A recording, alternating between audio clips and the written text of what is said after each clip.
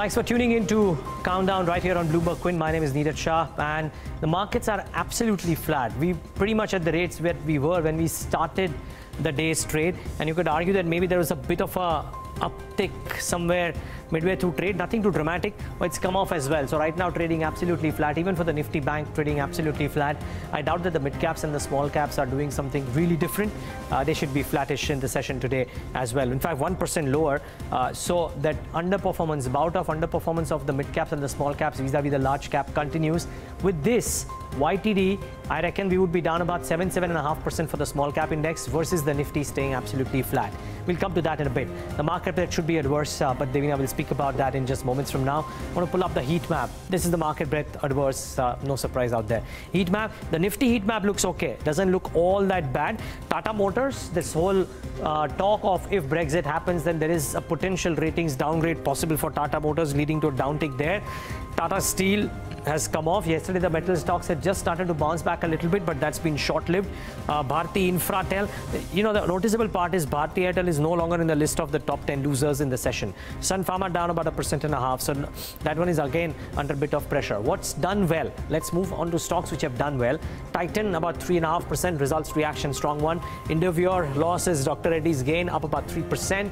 Z bounces back 2.5%.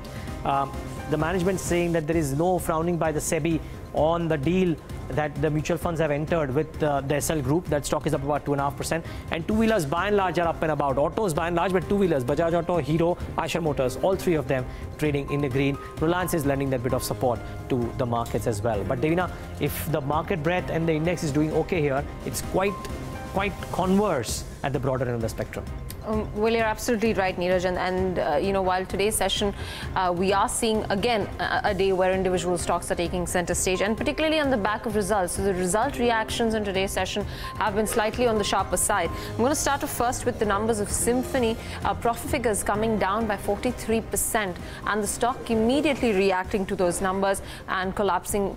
In fact, more than 3%. Right now, it's trading at 3%, but it fell more than that and then reacted and recovered from there. Tata Global Beverages as well, disappointing numbers, and BHEL down 12.5% on the back of those disappointing numbers. Profitability again was an issue. 192 crores is what they reported. Expectations were closer to 250 or 240 to 50 crores. So that clearly missed street expectations. Other stocks in focus include the likes of DHFL, which today's session has seen a little bit of a recovery. Post yesterday, it's 3.5%. Today, adding another 4.5%. RNAM, which was one of the stocks within the ADAX group, which lost out in the session yesterday, not to the quantum like the rest of the pack, but that too saw a sell-off of about 2.5%. Today, regaining around about 7.5%. Praj Industry moves up after seeing a brief period of profit taking. So that stock's up about 5.5%. Other stocks in terms of volumes, Petronod LNG, it does well. It's got about 48 lakh shares traded. Parag Milk Foods in today's session holds up 3.5%. That trades 2 lakh shares. And Bandhan Bank does okay with 12 lakh shares traded. Other losers in trade, Dish TV continues to grind lower, no respite whatsoever on that stock. It is at 22 rupees right now. Strides Shashun down 5%, and Jubilant Food down a heavy 9% There are media reports suggesting that they could be paying royalty to the promoter group, and that stock has moved lower by about 8.5% in the session, Neeraj. Yeah, that plus that GST penalty that they may have to pay. I think that's what Devina was referring to as well, which leads to that stock being down 9% in the session today. So a lot of pain at the broader end of the spectrum. One of the stocks on which there was some bit of pain is Symphony. So consolidated numbers came out, revenues up about 9.6%, but net profit down 43%, margins contracting yet again. Raw material costs have gone up. The question mark only is whether these are net comparable or no. Having said that, even if they're not comparable, the fact remains that there is pressure on the operational front. Let's try and figure out for how long would this last. Nrupesh Shah, the Executive Director of Symphony, joins us right now on the phone line to talk about these numbers. Nrupesh, good having you. Thanks so much for joining in. This is in line with what you guys had probably said at the end of Q1, that in the con call, that you don't know for how long the pain could continue because there was inventory in the system which may last. And even though you might be able to clear up your inventory, the prices may not go up. Tell us what's weighed in on the operational performance in this quarter. So I would like to share in two parts. One is a standalone performance and second is the consolidated performance. On a standalone basis, our sales on Q2Q basis, that is in September it was 147 crore, while for December it is 159 crore. While for September quarter, the PAT on standalone basis was close to 34. Now it stands at about 43 crore. So as we had indicated at the end of September, our first and foremost target and objective was to register Q2Q growth. Of course, on account of bad summer and also inventory pile-up in trade, YOY we were expecting degrowth. So I would say that performance is in line with our expectation. But for sure, until good summer sets in, we expect this negative impact to spill over till then. As far as our market share is concerned, despite so many new entrants have been there, at least in these 6 months and also in current quarter, it would be easily in excess of 90%. And now coming to consolidated performance, it is up top line wise from 219 to 240 crore, while at PAT level it is at 37 crore. But strictly speaking, it's not comparable because December 18 quarter is inclusive of Climate Technology Australia, which was not the case earlier. But all three overseas subsidiaries are performing in line with our expectation, and many more initiatives have been taken to improve the performance of Climate Technology in medium term. Okay. Nrupesh, I just wanted one small sense before we get to the consolidated performance as well. I think last quarter or the quarter before last quarter actually you had spoken about some exposure to IL&FS as well. Has there been any impact of exposure to debt paper of any sketchy accounts which would have impacted numbers this time around as well? Fortunately, out of our entire treasury, the only exposure is to IL&FS. That too, it was about 21 crore, out of which we have already written off close to 25% in September quarter.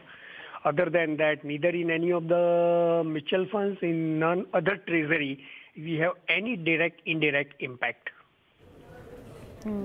What would, good afternoon to you, Nrupesh. Just want to know what would those steps be? You highlighted, you alluded to taking a few steps to make sure that subsidiary performances stand up in line with what you're expecting over the next few quarters in terms of growth performances. What would those steps or measures be? Sure. So as far as GSK China is concerned, for the first time post-acquisition, for 12 months, which is their accounting year, at EBITDA level now it is positive. So if you recollect, when we acquired, the losses were about 12 to 13 crore, and current year it has almost broken even. That's number one. Number two, in terms of the top line for their accounting year, the top line growth has been close to 20%. As far as IMCO Mexico is concerned, current year has been performance-wise by and large in line with last year. And down the line, in terms of introduction of some of the new models, in terms of rationalization of some of the costs, we have initiated certain measures which we expect to yield the result in a year or two. But we do have very ambitious top-line growth expectation from IMCO Mexico on account of variety of reasons.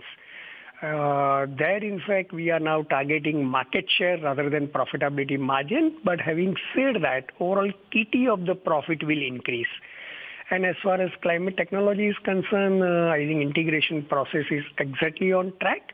Not only that, some of the A-grade items have been identified in terms of improving their performance, and that should yield the result in next, mostly medium term.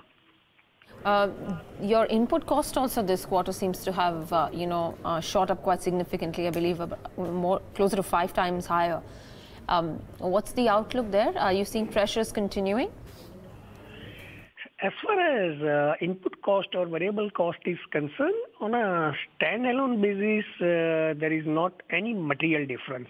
But on a consolidated basis, there is a difference, obviously because overseas subsidiary companies don't have robust contribution or gross profit margin as we enjoy in Symphony India. So only that is an impact. So how would that pie shape up until the base quarter numbers get compared apple to apples? You would reckon that on a consolidated basis, the margin profile will continue to look weak, Nrupesh? See, I think only in the accounting year 1920, post 1st July, it will be orange to orange comparison. You will appreciate that Climate Technology Australia we acquired from 1st July 2018.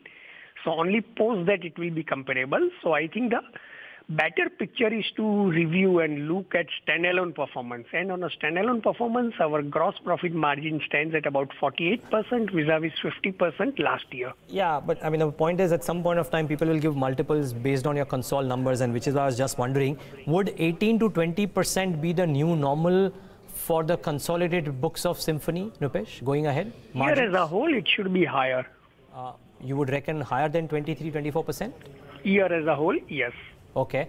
And lastly, even the return ratios, simply because your Indian operations enjoy such high return ratios, but I'm sure Australia doesn't.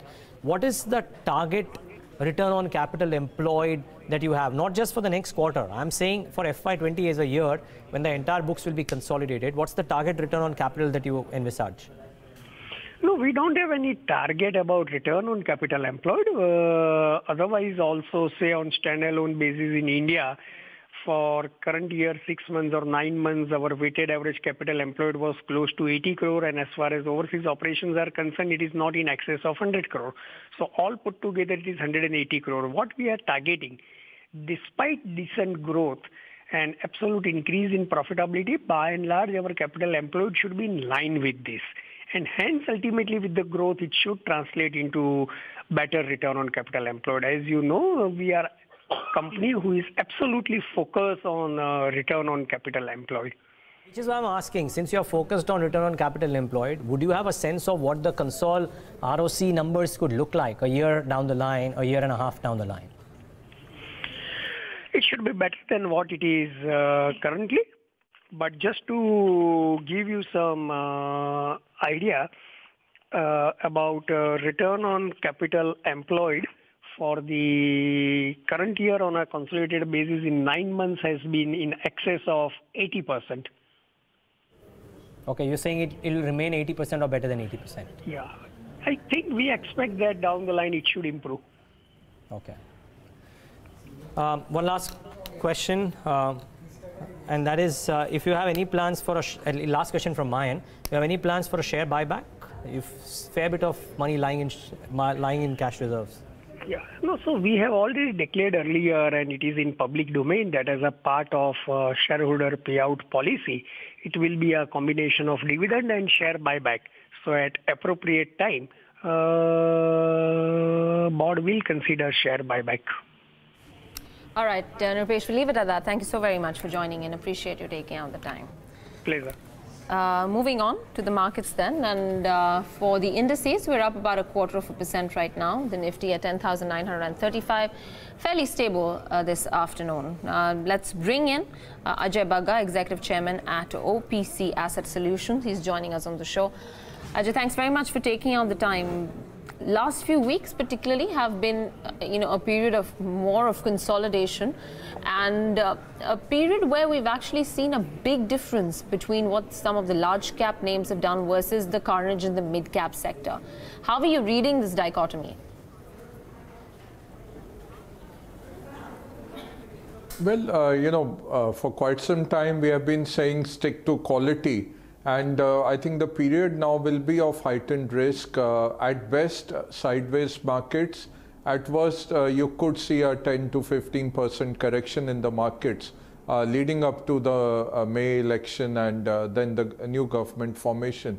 So domestic factors are taking over our markets. There is no go.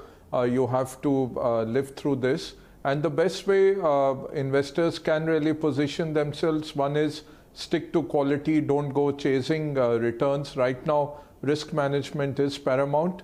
Second is, if possible, stay on the sidelines and conserve cash. I think around somewhere in April or early May, the market will give us a good entry point, and that might be the point to start allocating capital. Now, the caveat there is if the whole market thinks like that, that probably will not come through, and the crash or the correction in the market might happen in March itself. So we have to be prepared, but definitely this market is looking weak. It has tried to go up repeatedly, and it's not been able to sustain higher levels. And the biggest overhang is the new government formation. You can say, does it impact fundamentals? No, in the very very medium term of say a year, 2 years, we will be quite okay. But in the short term, it does impact sentiments, and it's extracting a toll on the markets. Okay.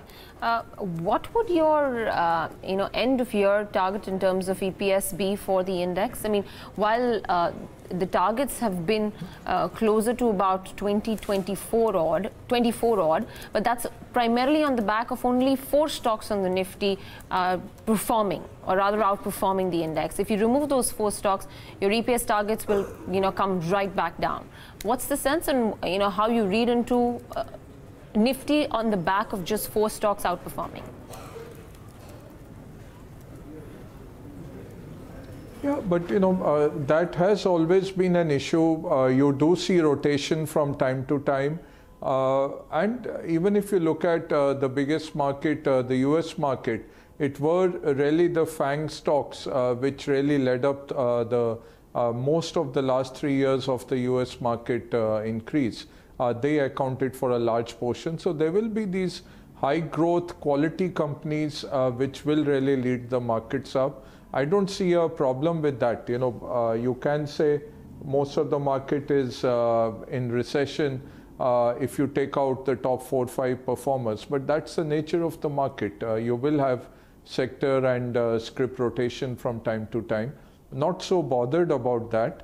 But yes, the broad-based market, the mid-cap and the small caps are pointing that earnings have not recovered so strongly.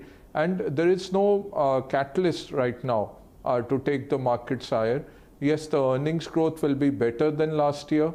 The good news is that India will stand out as a country with a strong corporate earnings growth this year, vis-a-vis say a US, which is going to go down from about 20% plus in 2008 to about 6% growth in 2019. So you will see some marginal allocations increasing, but all that is a hockey stick which is taking off in the second half of the year. The first half, the political risk will keep the markets capped, and that has to be borne by all investors. How much liquidity do you think, or rather how much of the investment that we're talking about in terms of foreign money coming into India are you expecting now that the Fed and the kind of commentary that's coming out from the Fed, not just with regards to what they're going to be doing on the interest rate front, but just the fact that they've also spoken about the liquidity side of things? Yeah, definitely. That's a very good observation. If you look at before the last press conference and the last Fed meet, the market had discounted in 3 rate rises, 2 this year and 1 early next year. Now the US yield curve is really showing 0 rate hikes. Probably in June there could be 1 rate hike if the GDP holds up, but the first quarter forecast for the US markets is a negative earnings growth year on year, and that will give a very strong pause to the Fed. It is discounted in the market, it's discounted in the dollar index weakness, which is inversely correlated to emerging market flows. So India will benefit, but our political risk is heightened right now. People will like to see the character of the government that gets formed. Is it a stable formation? And then you will get more money getting allocated. I think so. That's why the consensus is for a second half recovery in Indian markets. Meantime, we'll have to see how the corporate earnings growth pans out. We are forecasting mid double digits, say about 15 to 18% kind of earnings growth this year. Again, it will be concentrated in a few hands, plus a recovery in the corporate lenders. I think that year on year will show up. Those will be the boosters. So we'll have to pay for growth, we'll have to pay for quality, and wait for the May end clarity to emerge on the political front, and then fresh allocations will be made. I expect big foreign money to only start coming in, if there is a sinking in the market around April. That's when you could see allocations coming in at with people bottom fishing, or if the more conservative money will probably come in towards mid-May and end May. Okay. Ajay, Neeraj here. Good afternoon. Just wondering if you were to take a bet on what could do well. The government seems to have preferred consumption over the push on capex. But yesterday, Neelkanth Mishra of Credit Suisse was saying that if you analyze, government capex by and large has done okay, and the private bodies have not needed the government push to start the capex, and therefore he was bullish on the capital goods space doing well despite the budget announcements. What would your thought be? Capital goods is still a hope play, Neeraj. So you're hoping that eventually the 75-76% capacity utilization leads to more private capex. I don't think so. If you see the last capex cycle, it came around about 90% capacity utilization. So we are probably at least a 5% more of capacity utilization in the economy. Again, sector to sector, this will vary. But I think private capex is still some time away. The risk is also a crowding out of private capex by the government's fiscal stimulus program, all the populist measures that are coming in, that will lead to some crowding out. So the safest bet for India is the consumption story. It is not cheap, but if you can stick with the quality consumption themes with high ROEs, with no recourse to debt, and with very strong free cash flows, I think those are the stories that will broadly do well in India. We should stick with them. And the funders who are going to fund the Indian retail sector, I think those are some of the stories. Add to that, with the corporate buyback programs, the top-end IT companies will give you about 12 to 14% returns. I think those can be looked at conservative, strong plays on the global economy. Metals, anything else linked into the global economy, not forecast to do so well. So probably a no-go zone. Okay. In which case, just those two obvious or three obvious pockets which cater to the global economy more than domestic, Jay, what would you do with the two large names, which is IT and pharma, and what will you do with the smaller name like specialty chemicals?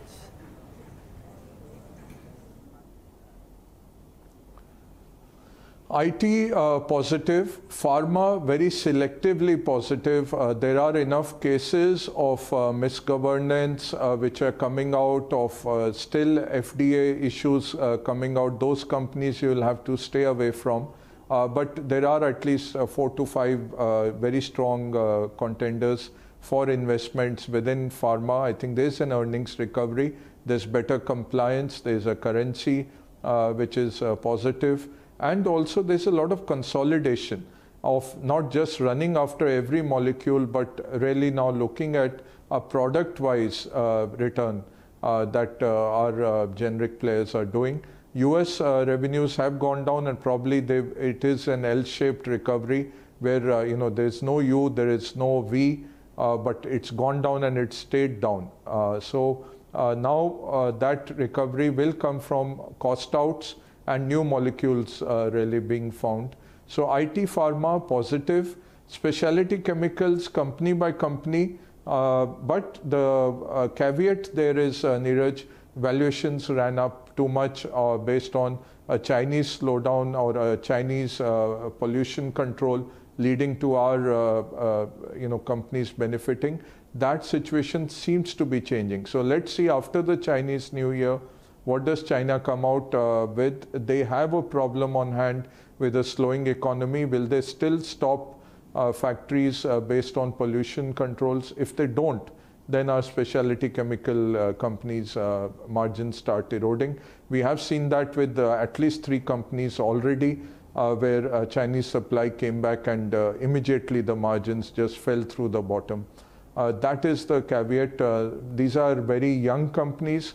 We are not very convinced on the stories. The story was largely the Chinese story, and if that reverses, then you are in trouble. So better IT and pharma are time-tested stories and very well-researched stories, probably better off there.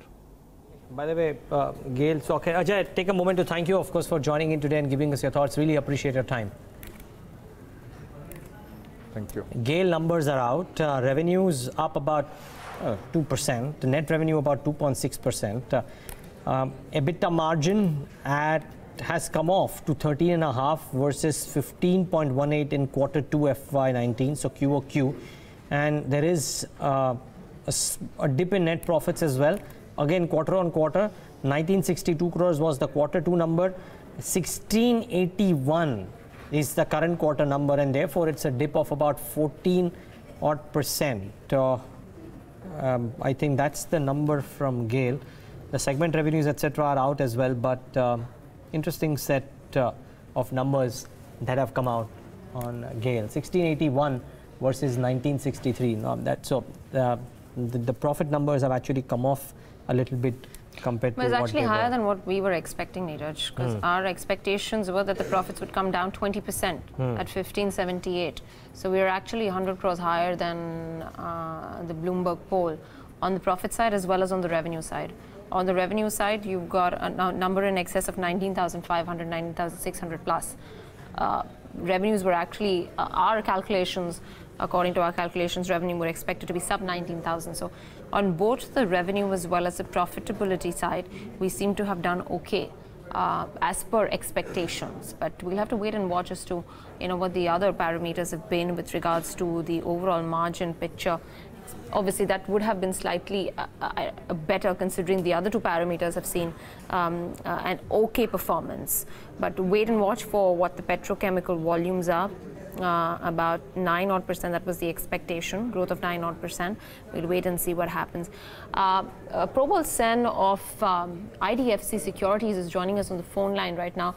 Probal, what do you make out of the numbers, the initial numbers that have come in? I think on the first reading indicates the numbers are a little bit better than what we were looking at. Thank you. We were looking at net earnings of closer to about 15 billion, whereas the number is 16.8 billion odd, which is definitely better than what we thought. We will have to look at what the exact breakup is, but even on an EBITDA basis, 26.7 billion has come in ahead of what we were looking at. So from that respect, it is a pretty strong set of numbers. Some quarter-on-quarter decline was to be expected, frankly, because U.S. gas trading, if you can remember, in second quarter delivered a pretty strong set of numbers. So in that sense, I think that decline was to be expected. But really, the segment results from the natural gas transmission segment, as well as the LPG segment, have been fairly strong, and even the natural gas marketing decline has been far less, frankly, than what we were looking at. So from that respect, I think it's a fairly good set of numbers. We don't have the volume details yet, but first reading indicates a good set of numbers. Hey, good afternoon, Probal. This is Somat here. Now, I was just going through the petrochemical segment numbers. Now, if you see the segment EBIT for petrochemical, it has come at around 30 crore rupees. Now, this is way below the analyst estimates, a decline of nearly 82%. Now, we know that the plant was shut down for nearly 1 month, but were you expecting the numbers to be so low for the petrochemical segment? No. So petrochemical segment, we were also, frankly, at somewhere around the 60-odd crore mark. So it has come in well below what we were looking at. But you have to remember that to actually estimate how much time it takes for the plant to stabilize again after any shutdown is something that can be a little bit tough. So it is a disappointment, but I think one has to look at it from the perspective of, this quarter alone, and it may not really be indicative of the profitability going forward. So from that aspect, we would like to sort of look here what the management has to say about the plant's functioning after the shutdown has now been completed. So we will wait to take a verdict on the petrochemical segment once the management speaks about it in today's result call. As of now, obviously it's a disappointment, but as I said, the LNG prices were also a bit stronger, frankly, than what one would have thought. That could have contributed to slightly higher costs in the segment. So once we have the volume details, we'll probably get a better picture of, whether it is a volume-led miss or it's a question of higher costs in the segment for this quarter. Also, the natural gas marketing segment, now that performance was better than the analyst estimates. But then in Q4, if you see, the economics has quite a bit changed for Gail with some losses expected from the natural gas marketing segment. So what is the outlook for Q4 when it comes to the marketing segment of Gail India? No, again, I think, the management has repeatedly stated, and I think one would again have to listen to what they say, that, the possibility of high losses in that segment is not so high, given the way that the contracts are structured and the way that they've hedged their positions. But, we have always said that, looking at the trends on a per SCM basis, the normalized average is likely to settle down at somewhere around 0.4 to 0.5 rupees in SCM versus the almost 0.9 rupees that they reported last quarter, and even this quarter's number suggests it is closer to 0.7 based on the volume estimate that we have. So from that aspect, there would be a decline, but I would not expect a loss even in 4Q. One will have to really see what the price trends are in February and March. But, unless Henry Hub just really ramps up very, very sharply from these levels, I would not expect a trading loss even in 4Q. Thank you, Prabhakar. That would be all. Thank you for speaking to Bloomberg Quint. Back to you, Neeraj. Okay, so that's Gail. And just before we get in our experts on board, let's also hear out the management of Punjab National Bank, which posted a surprise profit after dwindling losses for 3 quarters. Let's hear out what the management had to say. As far as credit is concerned, we have 2 points. One thing is domestic credit, second one is international credit. This time consciously we have taken a decision that international credit will consolidate and will bring in new products. In domestic credit, yes, we have concentrated and we have grown. If you see the YOY growth, it is around 6.7%, equal to about around 28,000 crores, there is a growth. December 2017, if you see the figures, those was the peak figures where we could achieve excellent YOY growth. Compared to that, YOY growth is around 6.7%, but in absolute terms, yes, it is more than 28,000 crores.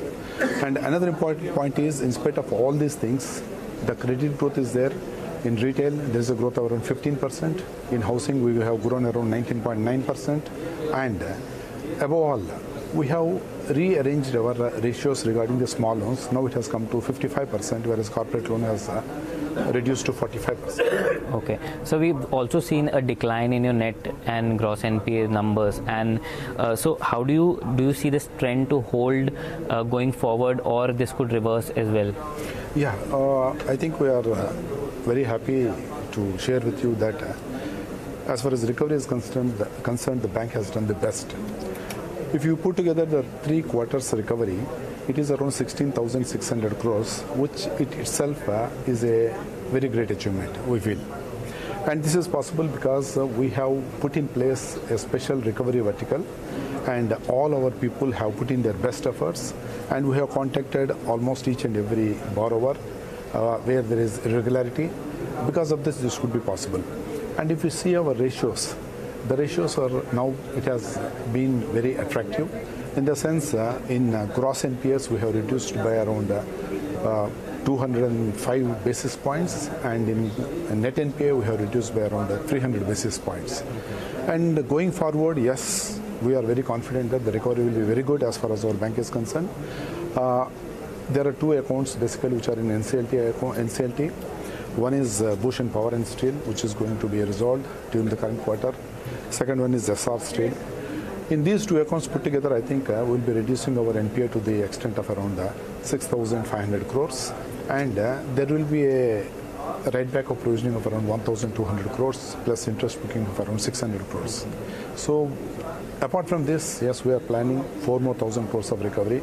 So put together this quarter, we are hopeful that we will be recovering around 10,000 crores. Okay, and besides these two accounts, do you see resolution of any other accounts also happening soon? Yeah, resolution process is going on in other accounts also, in small accounts where we have also filed the cases in NCLT. And we have a kitty of around 36,000 crores in NCLT. The number of accounts around 198 accounts. And we see in other accounts also resolution will be coming, and those will be over and above these 10,000 crores. Okay. So earlier you said that you've made provision for ILFS accounts as well, you've classified the exposure to 5 group companies as an NPA. But there was also, firstly, I would like to ask on that, what has been the update, and also the government had sought a special dispensation for classifying ILFS accounts as standard. So what has been, have you heard from the RBI on that yet? See, as far as this quarter audit is concerned, we have classified around 331 crores as NP accounts. This includes around 5 accounts, and accordingly we have made provisions also. So we are following the classification norms strictly as per IRAC norms. Okay, and your exposure to ILFS account was? It's not significant, it is under control. Okay. And sir, so last year we saw the biggest scam that broke and impacted Punjab National Bank. So what has been, firstly, what is the total provisions that you've made for this scam, and when do we see recoveries from this particular account? When do you expect some sort of recovery from the Nirav Modi case? Yeah, this Nirav Modi and Mehul Choksi put together our exposure, both regular sanctions as well as the amount which we pay to other banks because of LOUs. It is to the extent of around 14,400 crores. And we have made 100% provision regarding this 14,400 crores. And in each and every case, suit has been filed, recovery actions are in place, government agencies are also there on the job. And I think whatever recovery we get in these accounts, it will be directly added to our bottom line. Okay. My last question to you, sir. What is your target for recoveries for this financial year and the next financial year? We've seen some pretty good numbers when it comes to recoveries. And what is your target for this financial year and the next financial year? And also, how much of non-core asset sale do you expect in this financial year as well as the next financial year? And which could be the companies or subsidiaries you would plan to divest your stake in? Yeah, basically if you see, at the beginning of the financial year, we had a target of around 20,000 crores of recovery. Out of the 20,000 crores, 16,600 crores recovery is already being done. During the current quarter, we are enhancing our recovery targets, and this quarter we are projecting for around 10,000 crores. So 16,000 crores, 600 plus 10,000 crores, it will be around 26,000 crores. Against a target of 20,000 crores, now we are increasing our target to 26,000 crores to our 27,000 crores to say. So, and we are confident of achieving that. As far as sale of non-core assets are concerned, yes, we have a plan, and the plan is in implementation. And PNB Housing Finance, we are already on the job, and the process is on. And 8th of this month, we are expecting the bids. So after that, we'll be in a position to tell you. Any other subsidiaries you plan to divest your stake in? Subsidiaries, yes. We have PNB MetLife. We are trying to go for an initial IPO. And in that, we'll be diluting around 4% of our stake.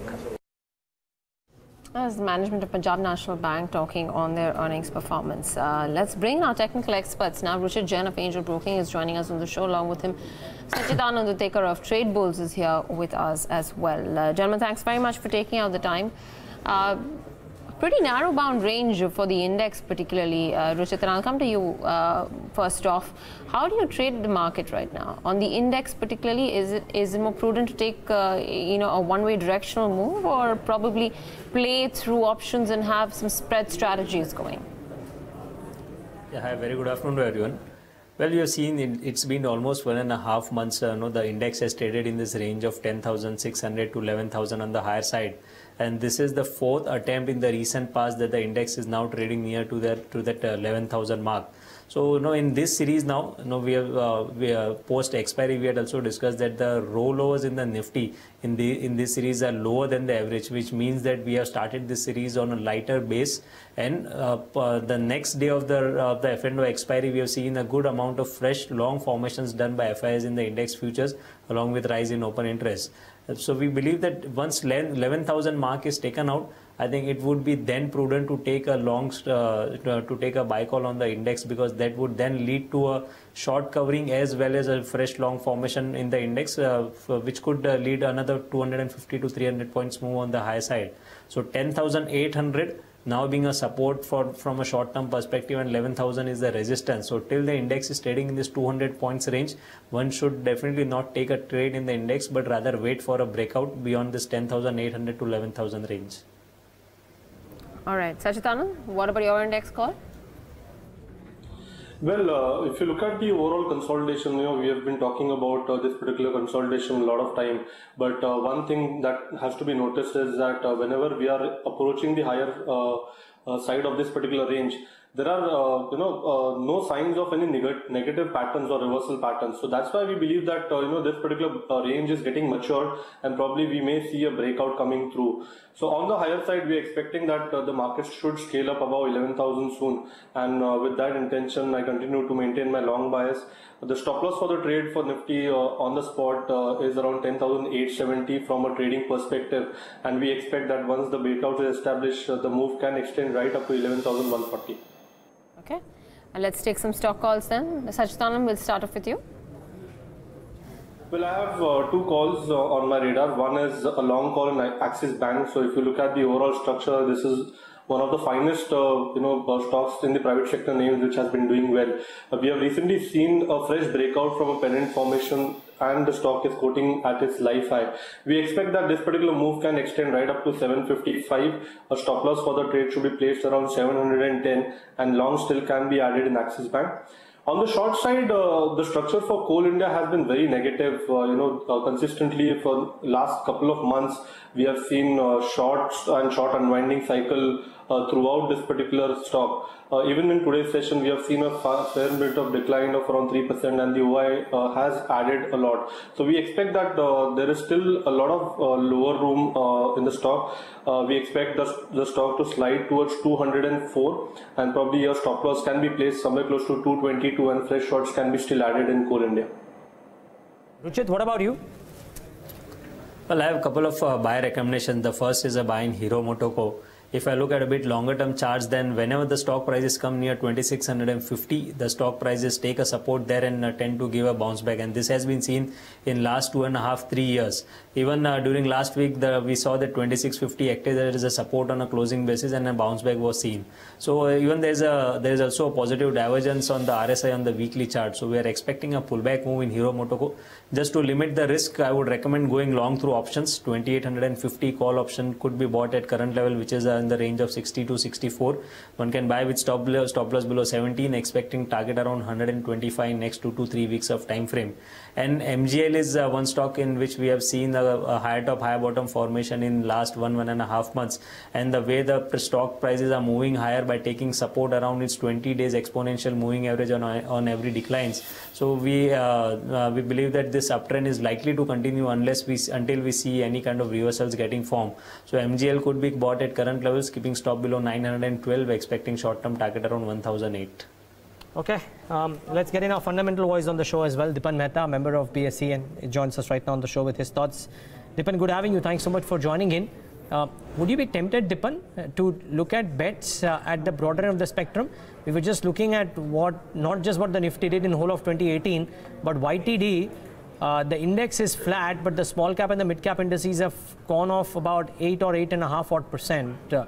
Surely the good stocks would have done well, but a lot of good stocks would have corrected too at the broader end of the spectrum, and valuations might be a lot cheaper.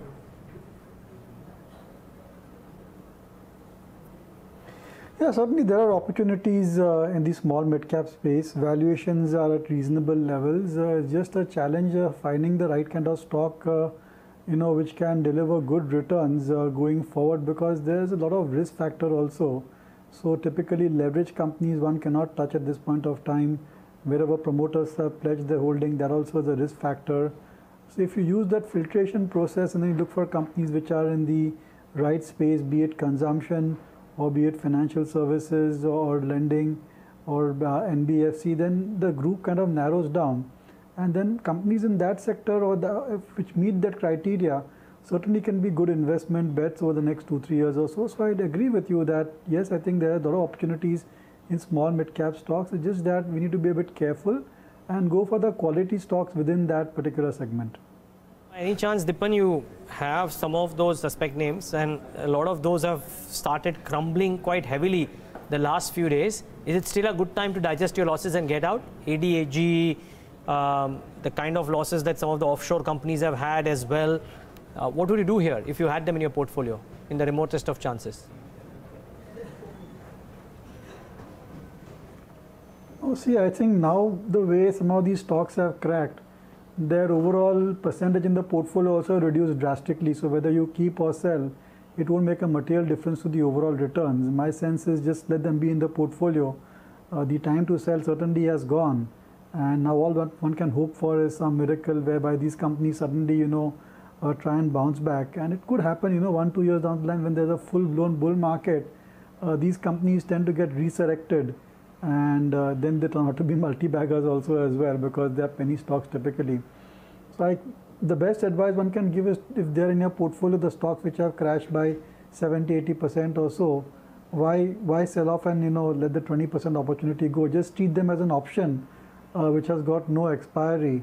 And if something turns out right over there, then you can at least recover part of your losses. Dipan, Bharti Airtel for one, I think the stock though has recovered in intraday trade in the morning session.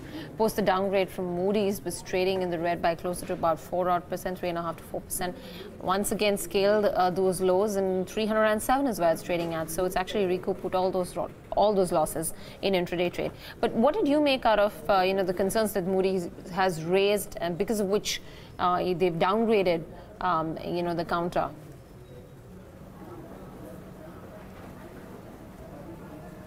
I think I'm not surprised. It's a company which has got a lot of debt on its balance sheet, and they've been trying to sell off the stake or do an IPO for the Africa business, but that's getting postponed. At the same time, the sector has not shown any signs of improvement. The competitive intensity remains pretty much strong, and we've seen the numbers which have come from Bharti Airtel, which is extremely disappointing. And going forward also, I think they need to invest hell of a lot when it comes to 5G or just about maintaining their network. So given that kind of scenario, I think Bharti Airtel shareholders may have to wait for a significantly longer period of time to get a decent return on their investment. And if you're a lender to Bharti, then certainly there are many question marks. See, the entire mood in the market, in the debt market and the equity market is that of conservatism. And nobody wants to take your slightest bit of chance on a company which has got a lot of debt on its balance sheet and the performances are deteriorating, which is exactly the case with Bharti Airtel. It's got debt on its book and its performance is not encouraging at all. So it's a short sign that one needs to be a bit vigilant on that particular company, whether from debt market or equity point of view. And that's the reason why we are seeing downgrades both on debt market side by credit rating agencies and even by analysts on the equity side. So I think these kind of situations happen when we are in a bear market as we are just now, and where credit is tight and where there's uncertainty as far as interest rates and monetary policy is concerned. So this may last for a few more weeks or months, and the companies who brave it out and are not impacted even if they have debt on their book, they'll turn out to be stronger, and then the markets, debt and equity markets, will reward them once this sort of kind of disruption, I would say, which is taking place in the debt market. Once this scenario, this period of uncertainty is over, the ones who survive will be rewarded and they'll turn out to be stronger, and investors and lenders will certainly, again migrate to those counters. Dipan, my next question is going to be on the auto pack as a whole, and I just want to quickly run through some of the names that have done decent in the December auto sales numbers that came out. So Bajaj Auto for one saw an uptick of about 15% in terms of its overall sales. Even the domestic motorcycle sales were up about 25%. Escorts saw sales moving up by 12.7%. Ashok Leyland saw its Jain sales up by about 12%. Not bad going. I mean, even for that matter, Maruti remained flat and didn't see much of a decline. Are things turning around according to you, and what would your pecking order be here?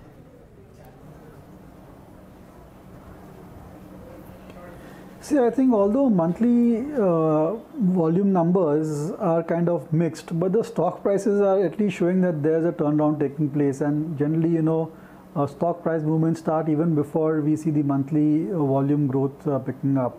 So maybe, you are seeing a turnaround in automobiles, but, being the situation that the market is in at present, and given the view that we'd like to be conservative, our strategy for the auto sector would be to just wait and watch. I think especially when it comes to passenger vehicles and two-wheelers, better to wait and watch, see them numbers grow back to the double digit, which we have seen over the past several years or so, and then take the plunge in them. And I know that by then, by the time the double-digit volume growth rates come, the stock prices would have varied by 5-10%, maybe more also.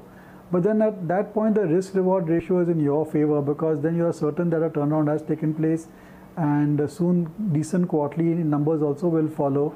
And then you would have a situation where the earnings also will go up and markets will pay a higher P. So in a market like this, in a bear market like this, it's better to just wait and watch and be completely certain that in fact a turnaround has taken place before making the plunge. Because if monthly numbers remain tepid like this for a few more months or a few more quarters, then I don't think auto shares, the recent rally which we have seen, we'll see a further follow-on or a follow-through. So that is one has to keep in mind. Suzlon is down 26%, by the way. And some of the result reactions, by the way, Inox Leisure numbers on your screen, so just address them, because the EBITDA numbers look fairly heartening. Revenue's up 33% too. The EBITDA is up about 80%, and that's actually a good thing from Inox Leisure's perspective. 83.5 versus 46 crores. And margins at 19.3 versus 14.2%. So really good set of numbers delivered by Inox Leisure. Did he give any hints of such a quarter coming up? Well, he did maintain that, while they're looking at expansion going forward in the next 2 to 3 years, they're going to be targeting a whole lot many screens. So not in the immediate term, but he did say that, individual screens have been doing well. The Insignia business has been doing well for them. So all in all, the higher margin business for them, which is Insignia, has done relatively well. Certainly seems to be showing in the numbers as well. So good profit growth essentially, and a decent run. Dipan, I know for a fact that you look at media closely. I don't know if you look at exhibition stocks as much, but what do you make of these numbers? 32% jump in revenue, EBITDA up 18%, net profit up 2.5 times.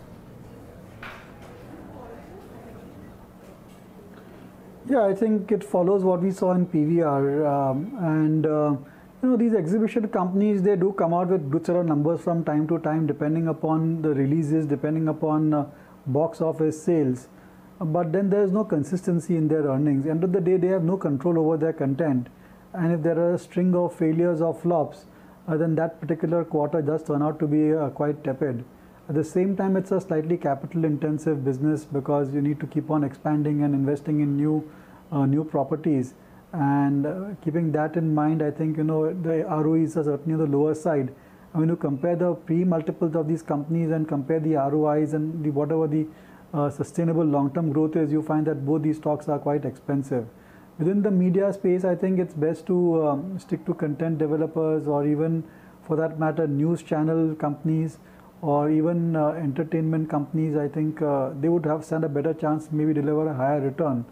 And within the exhibition space, if you still want to invest, then one company which comes to mind for really long-term investing is UFO Movies, which has a slightly differentiated business model and relies more on advertising rather than box office sales. In fact, they have a rental model, and advertising is the main growth driver for them. But unfortunately, they are looking at tepid next couple of quarters because of elections. But beyond that, I think, and also the acquisition which they have done, once they have kind of assimilated that, you would see that this company may be an outperformer as compared to at least Inox and PVR. It'll be interesting to see what they break up in terms of their food and beverage businesses. That's something that was anticipated to be a driver for them this time as well. And the season as such, while my conversations with Alok Tandon just a few weeks ago suggested that, they did come up with special offers and special menus with regards to food and beverages, but whether or not that actually turned out to be a crowd puller was something only the numbers can tell probably. Yeah, maybe the detailed analysis would help, but the numbers optically look okay. So that's Inox Leisure, and of course we'll give a detailed review in a bit as well. What's not doing well, Divina, post numbers, Tata Global Beverages down about 8.5%. CG Power, I think, delayed the board meet. That stock has taken it on the chin, down about 11.5% as well. So that's cracked very heavily in the session today, on very high volumes, I might add. IRB Infra, after the numbers, and lackluster set of numbers, is down about 10-11% as well. And Jubilant Foodworks, 7.5%. A couple of news flows out there. My final question to Dipan Mehta. Dipan, these 2 or 3 consumption stocks, Tata Global, poor numbers, Jubilant Foodworks, the fact that they may have to pay some GST-related fines because of non-compliance and maybe some royalty to the promoter as well. I think that was one piece of news that came out in one of the media houses too. What do you make of some of these names?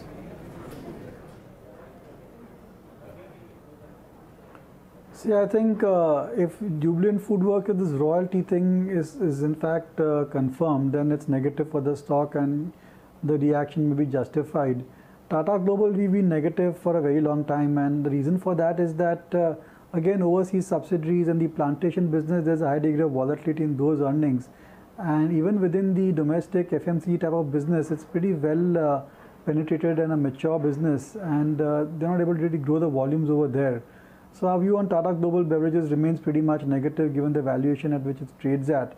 And within the FMCG space, it's better to go for companies like, say, Britannia or Jyoti Laboratories, which have got far better dynamics for growth than, say, Tata Global Beverages. Okay. Dipan, we'll leave it at that. Thanks much for taking the time out and joining us today and giving us your perspective. Really appreciate your time. Thank you. Good having you as always. A clutch of stocks under pressure. Quick thoughts out here, gentlemen. Ruchit, IRB Infra 11% down. I think yes, probably if you see the recent in the recent pullback move, the volumes were quite less. So when the stock is going down, the volumes are high, and when there is a pullback move, the volumes are less. So this is a negative sign, and until we get any kind of reversal signals, I think this underperformance is likely to continue. The first target for the stock on the lower side would be 117, which was the low formed in the month of October. And if 117 is breached, we could also see levels of 108. So if any existing short positions are there in the system, they should continue to hold for targets of 117 and followed by 108. And Sacchitanand, the 2 names related to that sugar pack or ethanol space now, as you can call them, Balrampur and Praj Industries amongst the top gainers on the Nifty 500. Well, the other one is Praj, you said, right? Yes. See, Praj Industries, actually, if you look at the overall structure, I'm very certain that the stock is just consolidating right now. But when we look at momentum, I think the level is around 133. Once we have a breakout above this particular level, then probably we may see a good recovery in the stock, and a certain bullish trend will be reinstated. So far, I think it's just a matter of consolidation. Definitely a positive bias should be maintained on the stock. I think 117, 118 is a decent support for the stock. So once a breakout is established, long positions should be maintained. 125 should be the stop loss for the trade, and then we are expecting that the move should, again see levels close to around 150, 155. So definitely a positive bias should be maintained in Praj. Okay, we leave it at that for the time being. We have to take a very short break right here while the markets are still in the green by about 0.2%. Take that short break on Countdown. Come right back. We run you through the Fab 4 stocks of the day. Then we get you what dealing rooms are talking about, as well as some closing strategies towards the end of trade.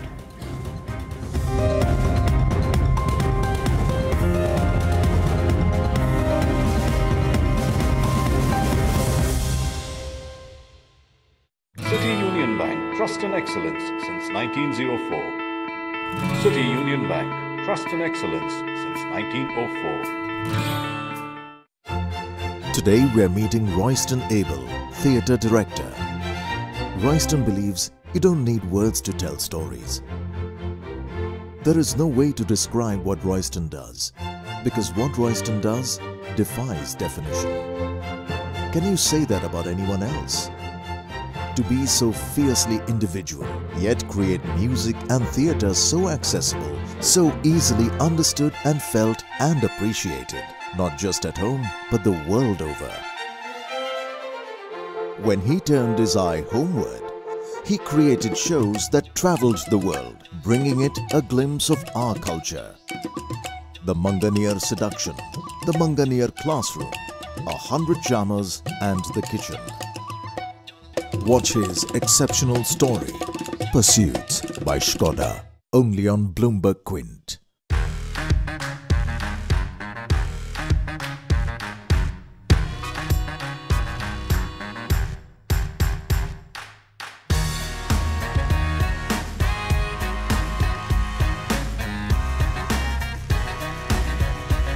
Anything and everything about your investments. We're just a touch away. Monday to Friday at 12:30 p.m. only on Bloomberg Quint. City Union Bank, trust and excellence since 1904. City Union Bank, trust and excellence since 1904.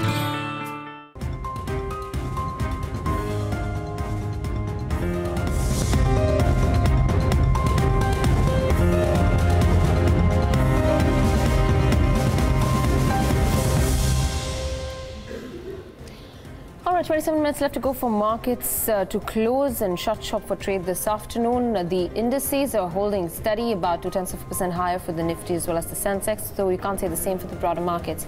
It looks like a blade for them once again, and this has been probably an encore of what we've been seeing in the last few weeks, where the broader markets have not been able to withstand selling pressure. The Nifty Bank there up about 0.25%. What's gaining right now on the Nifty is Z Entertainment, and that one is the top gainer on the index. 360 on the counter. Titan continues a strong, steady move post its quarterly performance. The jewelry business did really well, and that has propelled the stock higher, about 3.5% right now. UPL is up about 3%, and Dr. Reddy's with the ruling in favor of Suboxone, they can now go ahead and launch, and that's probably the reason why the stock has moved up about 2.7%.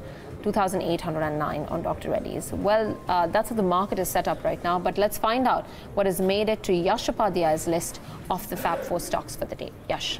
Afternoon, Devina. Some overlapping happening over there, but Inox Leisure is right up in my Fab 4 list. The stock came out with its Q3 earnings just a while back. Strong numbers, 33% growth in its revenues, coming in at 433 crore rupees. Net profit has nearly doubled to 36.5 crores, and margins, they have come in at about 19.3% versus 14.1%. So all in all, extremely good set of numbers, and the stock is up 2%. Parag Milk Foods is up 2% as well, after Motilal Oswal in its recent report has upgraded the rating on the stock to a buy and have hiked the target price to 260 rupees, which is at a premium of more than 20% from the current levels as well.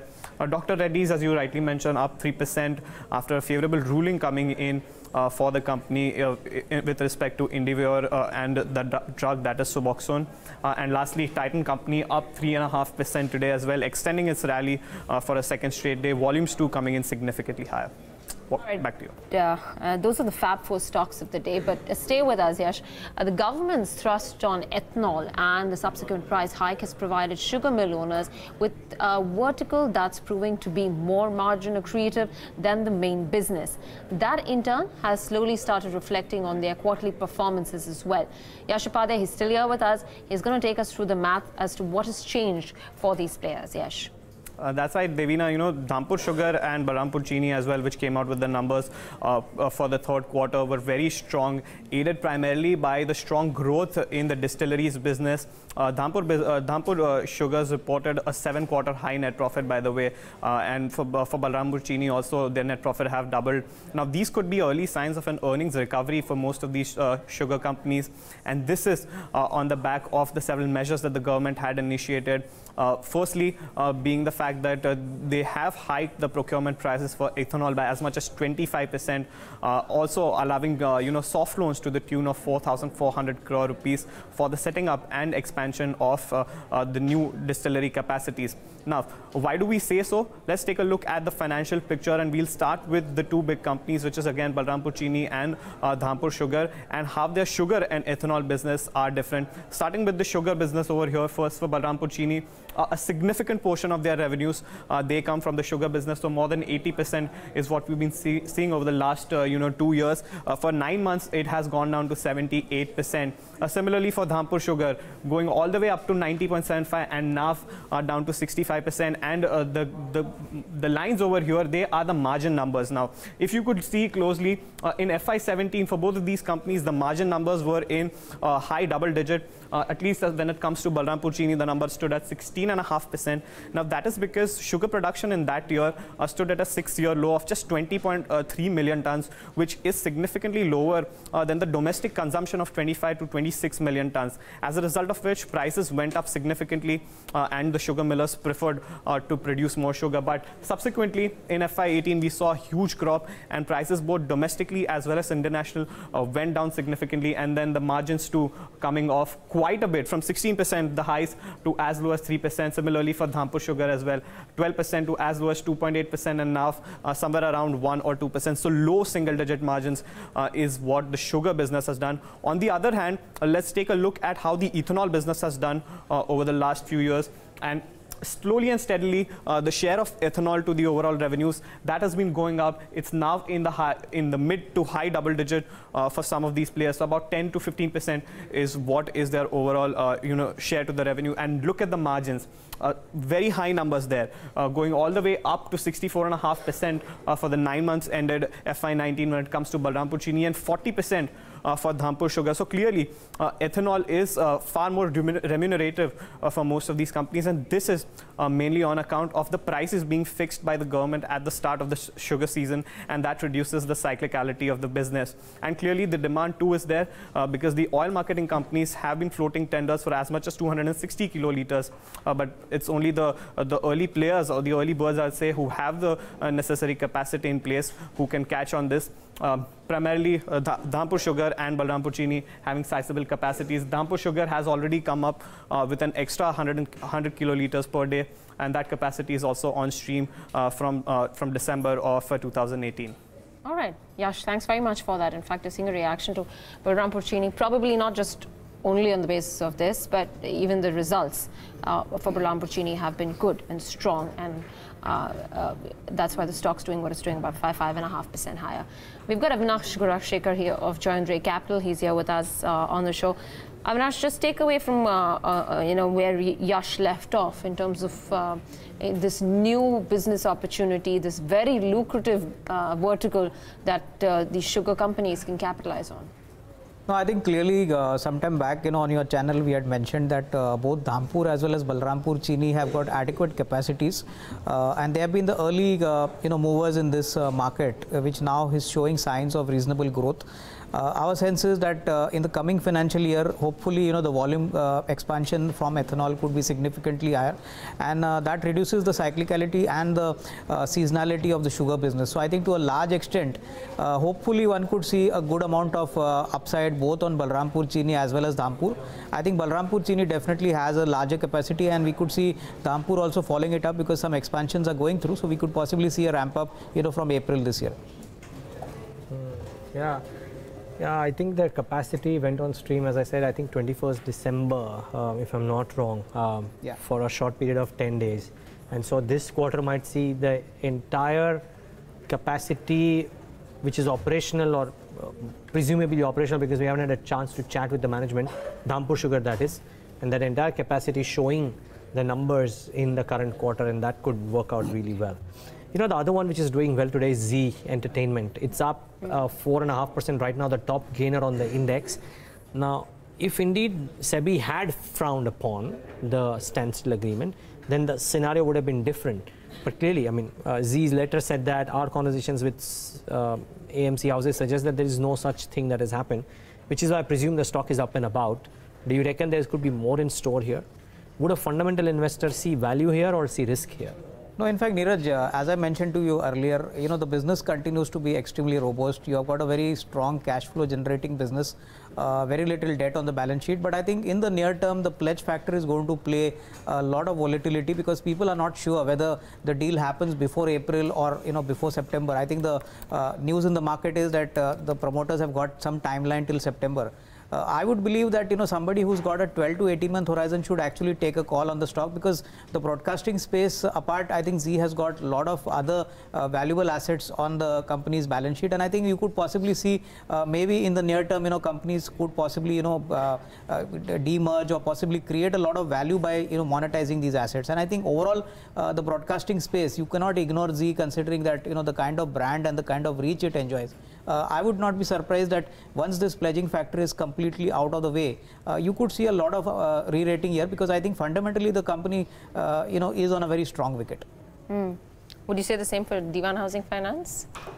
Actually, the Dipan Housing Finance... the management is pretty confident about the business. I think the key number, Devina, would be the disbursement number. I think, the disbursement number for the third quarter was extremely poor. And I think markets are going to look at this number, because for a company which used to disburse about 8 to 10,000 crores, disbursements have come down to roughly about 500 crores. So I think liquidity is going to be really, going to be the crucial number to watch. So I think despite whatever respite the management has given to analysts, I would believe that, unless these numbers improve, one would not see any significant re-rating here. I think, the clear picture is very clear. If disbursements slow down, then I think the repayments which they have lined up, for the debt part, I think that would definitely start hurting their cash flows. It'll be interesting to see, what happens to fund houses holding DHFL. I mean, while they seem to be party to what Zee has offered them, I don't know what the situation will be like, because DHFL itself has lost out about 50% in a matter of 2 or 3 months. Yeah, I would urge people, and maybe Hormus can show the website as well. I would urge people to log on to bloombergquint.com. There is a story that Sajid Mangat has filed which speaks about mutual funds with the biggest exposure to SL Group, Dipan Housing and ILNFS, all three. So that entire story is up there for you to figure out which funds have the highest exposure. Again, this doesn't mean you take a call on your holdings based on just this alone. Do consult your financial advisor before taking a call here. But that entire, the knowledge about what funds have what kind of exposure is right out there on the Bloomberg website. So do log on and try and read about it. DHFL more for the foreign portfolio investors, because they have about 22.25% holding. Yeah, on the equity side, but on the debt paper side is where the mutual funds would be holding, and that's the risk too. Just before we get in a sense of what dealing rooms are recommending in the session today, just a couple of chart checks of stocks which are moving around in the last few minutes of trade. By the way, Praj is up about 7% now, so keep that at the back of your mind. I would have loved to talk about Zee as well, because Zee's gained even more in the last few minutes, but I want to bring up something else. First, India Cements, which was in the red and in the last few minutes has just jumped about 4% and has moved back into the green. Any trades out here, Sacchitanand, on India Cement? Well, on the entire, cement space, we are a bit cautious. In fact, would not like to initiate any fresh long trades out here. But definitely the recovery for India Cements has been phenomenal so far. The headroom is still open up to 81, 82. So probably in case someone is long, probably they can continue holding their longs. On the lower side, 76.30 should be the stop loss. But overall, fresh longs should be avoided right now. Maybe if someone is holding their existing positions, they can continue. Review the stock somewhere close to 81. I think Ramco could also have moved, because one of the wire agencies is saying that the southern-based cement companies have undertaken some price hikes, and I would reckon that's why these stocks have just started moving up in trade today. Okay, I'll give in to my temptation. Ruchit, Zee Entertainment, high-risk trade maybe. Would you take it? Yeah, I think if you see yesterday's trading session, the stock had formed a doji pattern on the daily chart, and today its high has been crossed. So I think if one is looking only from a short-term trading perspective, then one can look to buy this with stop below 339, And on the higher side, this pullback move could extend towards its resistance of around 400 levels. So 400 could be seen in next 2 to 3 trading sessions in Z Entertainment. Okay, just watch out for Balkrishna Industries, and we'll talk about that after what dealing rooms say. But that stock has fallen, I think, to fresh 52-week lows for itself, 798 and counting. Anyways, time to take a look at what dealing rooms are recommending in the session today. Yatin and Darshan are here with their channel checks. Good afternoon, both of you. Yatin, let's start with you first. Neeraj, a couple of stocks to talk about, and we'll start with Shriram Transport. That NBFC is in focus. Apart from the regular ones, this is one counter which is showing some strength. And dealers, on the basis of FNO trends, recommend a BTSC strategy, which is basically buy today, sell tomorrow for trading gains on the upside. Apart from that, ACC, you're talking about how South India, a few reports are talking about, South India cement prices moving up. Probably ACC is a beneficiary. Post the earnings, the stock has, corrected a bit. But dealers do indicate that HNIs at lower levels are accumulating some cement names, including the likes of ACC. And watch out for Zenza Technologies. That is also one stock on the back of domestic fund buying. The stock is holding high in trade today on good volumes. Yeah, so one of the stocks which will be in focus tomorrow will be Cipla. Cipla will report numbers. It's already trading weak, and dealers anticipate this time around also. Cipla probably will disappoint as far as earnings are concerned. So expectation of a weak number doing rounds among dealing room. The second one is Tata Global, which reported weak set of numbers today. It's already down 7%. Dealers indicate that some of the large domestic funds have actively started selling Tata Global. Over the past few quarters, the numbers have been rather weak for the counter, and there is selling pressure. And one stock which continues to defy all negative news is Axis Bank, again trading at new highs. So there is definite accumulation that's happening. Some of the large global funds which are not seeing movement. There is definitely a switch that's happening from some of the large funds from your Kotak banks, from your IndusInd banks to counters like Axis Bank and ICICI Bank. Axis Bank no doubt gets the lion's share of the funds that are coming in. Right, Darshan, thanks very much for that. And we'll just get a view on Axis Bank in just a few moments. But I want to quickly pull up ACC and see how that counter has been performing post its numbers that it posted. And you can see that after that initial drop, the stock is still trading under by about 1% or so. EBITDA came in way lower. There was a decline of about 26% odd. Profit also came in at 192 odd crores. Expectations were closer to 250 odd crores. So that was a big disappointment for ACC as well. There was something that you need to watch out for aside from the EBITDA, the revenues, which grew by 10 odd percent. Again, it's more of a function of the kind of price hikes that most of these cement companies are capable of taking. But Avinash, what did you make out of the numbers? No, I think clearly on the top line, the volume as well as the top line in absolute terms grew as per expectations. But on the operational EBITDA front, I think clearly margins were definitely completely a miss what the market was expecting. In fact, on the bottom line front, one thought possibly there could be some one-offs, and that was the reason for a sharp drop in profitability. But overall, I think numbers have been quite disappointing, especially on the operating profitability and the net profit. So I think clearly, in the coming quarters, whether the company adopts some increase in cement prices and whether volumes could be sustained could be key monitorables. But overall, I think a pretty negative set of numbers, and I think the stock price is already reflecting that. What about BHIL? That too reported numbers today. BHIL, if you could tell me the number. I have not seen the number. Okay, so the profit was 191 odd crores, which was the growth of 25%.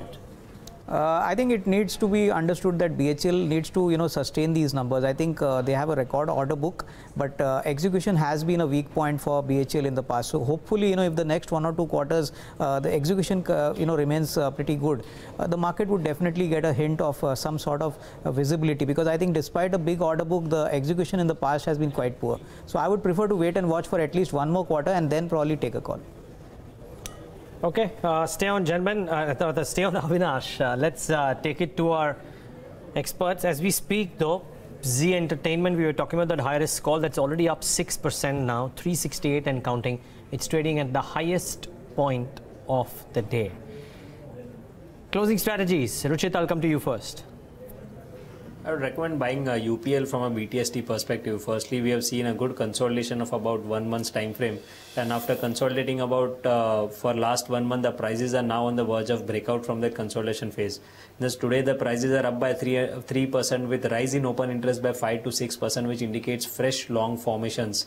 So one can go long on UPL at current levels from BTST, keeping stop below 784, expecting target around 812 to 815 tomorrow. Sacchitanand, what about you? IndusInd Bank is looking promising from here on. In fact, the stock is quoting somewhere close to 1535 now.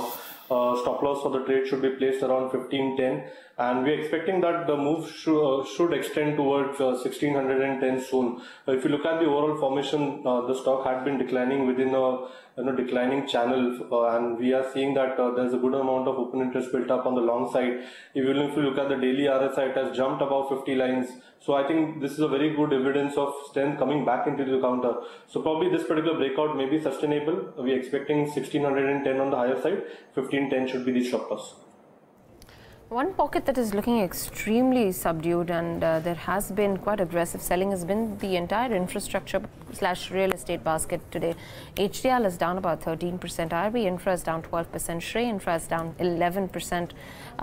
So it looks, and it's not just about today, even over the last 2 trading sessions, the power, the infrastructure, the real estate pocket, this high beta space lost out considerable ground.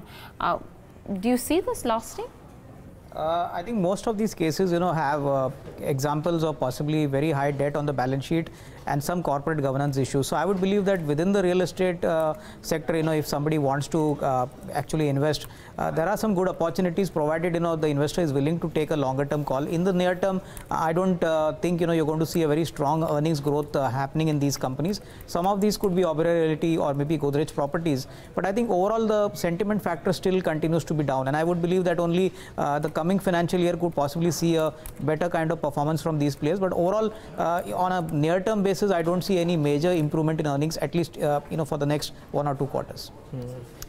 Something that is doing well though is SRF. I think it's ending about 3% higher after what seemed like a decent quarter with good operational margins. We've seen that happening to some of the others too. Yesterday we were speaking to Avinash Gorakshakar about Deepak Nitrite, but Aarti Industries has done do. We spoke to the management yesterday afternoon, and SRF today up 2.5% too. Avinash, what do you make of these two? We spoke about Deepak, yes. What about Aarti? What about SRF? No, I think in both these cases, SRF clearly seems to be well positioned. In fact, their Q3 numbers which came in was slightly below the street numbers, but operationally the beat was extremely strong. Our sense is that, weaker rupee and obviously with a fairly good demand scenario, you could see some better earnings numbers coming in from SRF. As far as Aarti is concerned, again, it's a specialty chemical company. More importantly, both aided by volume as well as pricing action. I would believe that we could see a strong earnings growth even for the coming financial year. What would you be betting on now? I think, on the buying side, we have been very selective. I think we still consider the capital goods space to be a more safer pocket. Our choice would be Cummins and L&T. Our sense is that, these companies have a very strong order book. Most importantly, the management commentary has been extremely positive. So I think giving it some more time, I think probably FY20 could be a year for most of these capital goods names. And I think where possibly the management has been very positive, both on the margin as well as on the top line picture. Growth Finance and Bandhan Bank now, how would you position yourself for both of these names? Bandhan Bank has been steadily declining, though today's session probably looks slightly more buoyant, but aside from that? I think Bandhan Bank, the merger news of Growth Finance being taken over by Bandhan Bank, I think it makes more sense, Devina, to actually buy into Bandhan Bank if one were to look at over the next, say, 12 to 18 months. In fact, they get a housing finance portfolio which actually minimizes their risk on the microfinance business, which is fairly largely concentrated. So I would believe that, yes, in the near term, maybe you may not see a very big upside, but over the next, say, 12 to 18 months, once the business gets more or less matured and, the restructuring gets more or less on track, I would believe Bandhan Bank definitely would get a fair amount of benefit from this merger. Get the turnover in today's session and let's see what's happening there. The F&O turnover and the cash market turnover should come up on your screen. Just wondering If the volumes have been okay, then just about par, about 28,000 crores. I think we're getting ready to shut shop. Don't think we'll eclipse the 30,000 crore mark. So keep that at the back of your mind as well. And as we've said, it's been brutal in its own way. While the market's headline numbers may have looked okay, because stocks like in the ADAG group, Suzlon, IRB, and a few others have really cracked. CG Power. My final question to you, Avinash. So they postponed their board meet. A 16% drag on the stock today. No, in fact, markets are fearing that the company could post a very poor set of numbers, and I think the very indication that the board meeting has been postponed, gives rise to some rumors and expectations that this could be a very bad quarter. So clearly, they have been struggling, with a lot of asset sell-off issues, large debt on the balance sheet. So I would believe that unless and until you get a sense of what numbers come out and what the management commentary is, it doesn't make sense even to enter at these levels. Keep in mind, by the way, Sterlite Tech. Too, despite all the earnings growth that they are showing, that small hint of negativity, and the stock is not getting bought into. 3.5% down again today at 219. As we speak, Marico numbers out too. Just before we thank Avinash, we'll probably take in a final thought from on Marico. Profits at 251 crores. Our expectations were 259. So this is marginally lower than what the Bloomberg estimate, or other brokerage estimates or Bloomberg estimates were. We'll wait for the volume growth numbers. The expectations as per Motilal Oswal and Kotak were about 7 to 8%. So maybe that is what, that's a number that you'll watch out for. 1861 is in line with the 1867 crore net sales numbers that we anticipated. So don't seem too off the mark. In fact, by and large in line with estimates. I wouldn't even call this a miss. 251 at 259, that's hardly a miss. 3% odd lower than what the estimates are on that base. So not a miss really, largely in line with estimates. Waiting for the margins number and the volumes growth numbers, but otherwise seems to be okay. Any thoughts here, Avinash? Marico? No, I think the key numbers to watch would obviously be the volume growth number. Last quarter the volume growth was in double digits. I would presume that even if they managed 8 to 9% volume growth, Neeraj, that would be a commendable kind of performance. But I think if there is some letdown on the volume growth number, then I think the stock could possibly see some selling pressure. We'll leave it at that, Avinash. Thank you so much for taking the time out and being with us. Really appreciate your time. That's Avinash Gorakshakar. Well, a lot of thoughts on a lot of companies. It's great to be so informed. Just final thoughts from our experts before we wrap up. Devina was asking Avinash about Growth Finance. That one is ending up 5% higher. Sacchitanand, quick last thought. Growth Finance on the charts. I think the recovery is really good. In fact, after 7 weeks of consecutive decline, we are seeing some bouts of pullback. This move can extend right up to say 230, 235. Long positions can be considered here. 211 should be the stop loss. The reward to risk is very sweet. Okay, let's start wrapping up the markets. Sacchitanand, Ruchit, just stay on. We'll come back to you just moments from now. But here's how the markets are shutting shop, and yet another day wherein the headline numbers don't look bad. But the mid caps and the small caps have seen pain. The indices and specific pockets. 1.5% for the small cap space, about 1% for the mid cap space. It's not look very pretty out here. The tough work is Devina's because she'll bring out all the blood on the street. Let me talk about the large caps, and some of those stocks have actually done reasonably okay for themselves. So the likes of Z Entertainment, which is up about 5% in trade, Titan 4.5%, UPL 3.5%, Dr. Reddy's about 3%, Hero Moto about 2.5%, Bajaj Auto 2.5%, IndusInd Bank about 2.28%, Maruti Suzuki and Eicher and M&M. So it essentially shows how autos have been the focal point of today's gainers. What's lost out? Coal India, buyback news notwithstanding, and maybe the size not appealing, 3% lower. Tata Steel 2.5%, Yes Bank 2.5%, Tata Motors 2.5%. That's company specific news. If Brexit happens, then they might face a ratings downgrade, so on and so forth. Sun Pharma has corrected a bit. ITC is pulled back a little bit. And Bharti Infra, the noticeable point is that Bharti Airtel is not in the list of the top 10 losers in the session today. But Devina, mid caps, top 10, top 15, double-digit losses for so many of them. Yeah, you said it's a tough job. I feel it's a very easy job to actually go ahead and highlight the losers for you. Today's session is no different from what we've seen over the last few days, and it's been a complete thrashing for the broader markets, and you'll see that in the advanced decline ratio as well. The first 10 stocks, double-digit losses coming in. I want to quickly highlight where those losses have been coming in from. No surprises, Reliance Power and Reliance Communication, both of them down heavily yet again in today's session. Reliance Power down 30% and Arcom is the other one that's down about 27%. Suzlon follows suit. It's become a 3 rupee stock now. Today's session brought it down all the way to 3.5 rupees, 25% given up. CG Power is the other one. We spoke about that. The entire power infrastructure real estate pocket, that high beta pocket, is looking extremely weak. HDIL is down in the session, followed by IRB Infra, Shrey Infra, both of them looking weak too, closer to about 11% given up for IRB. You've got Shrey, which is down about 10%. BHEL, disappointing numbers. Expectations were slightly higher at 250 odd crores for profits. They reported 191 crores in profits. EBITDA also came lower, which was a disappointment, in the stock ending 9% under. Same is the case with Tata Global. On its margin side, there was a dip of closer to about 200 basis points, and that's not liked by the street. Indiabulls Real Estate, Rain Industries, some of the other bigger losers. On the flip side, a few bright spots, to this whole ethanol story and how the sugar pocket will benefit from the same. It's a vertical that could be an additional and a bigger revenue garner for them. So Balrampur Chini does well, about 6.5% higher. Praj Industries, an allied company there, so that one has been continuously doing well. Recently you saw some profit taking, but today's session has bounced back. Dipan Housing Finance, 2 straight days of gains. You've got Gru Finance, which is up. Petronet LNG, IGL, oil and gas back as a whole looking okay. Ujjivan Financial and SRF post numbers.